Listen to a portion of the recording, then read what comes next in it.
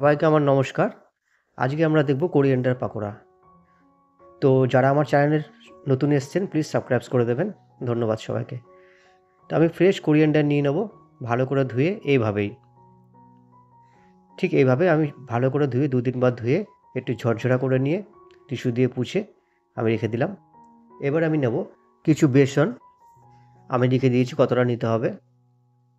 বেসনের সাথে কিছু চালের গুঁড়ো, তারপরে আমি ব্ল্যাক পেপার ফেভারিট, লবণ, লবণটা কিন্তু আন্দাজ করে নেবেন, আর টারমারিক পাউডার, তারপরে কিছু চিলি আর ব্ল্যাক কিউমিন যেটাকে আমরা বলি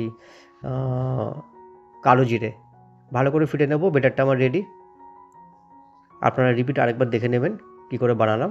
জল দিয়ে আর সল্ট দিলাম আর একটু বেকিং পাউডার। সল্টটা কিন্তু টেস্ট করে নেবেন, আর খাবার সোডা, তো খাবার সোডাটা টেস্ট করে নেবেন। আর ভালো করে একটু ফ্লপি করবেন যেটা ফোলে বেটারটা।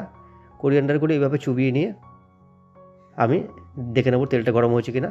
তেল গরম, ready. Vegetable oil, refine oil দিয়ে আমি এভাবে ভাজা শুরু করব একটার পর একটা।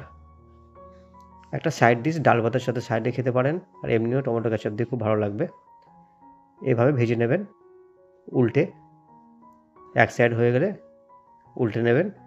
খুব সহজ একটা রেসিপি শীতের দিনে সাইড ডিশ।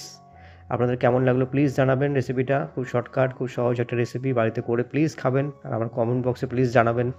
আরেকবার বলি, যারা নতুন এসেছেন প্লিজ আমার চ্যানেলটাকে সাবস্ক্রাইব করবেন। ধনেপাতাগুলোকে ভালো করে কিন্তু ধুয়ে একটু টিস্যু দিয়ে মুছে নেবেন, বা একটু আলাদা জায়গায় রেখে দেবেন, তাহলে জলগুলো ঝরে যাবে। আর বাকি সব রেসিপি দেওয়া আছে, লিখে দেওয়া আছে, প্লিজ দেখে নেবেন। সবাই ভালো থাকবেন। Thank you, chef Rajesh.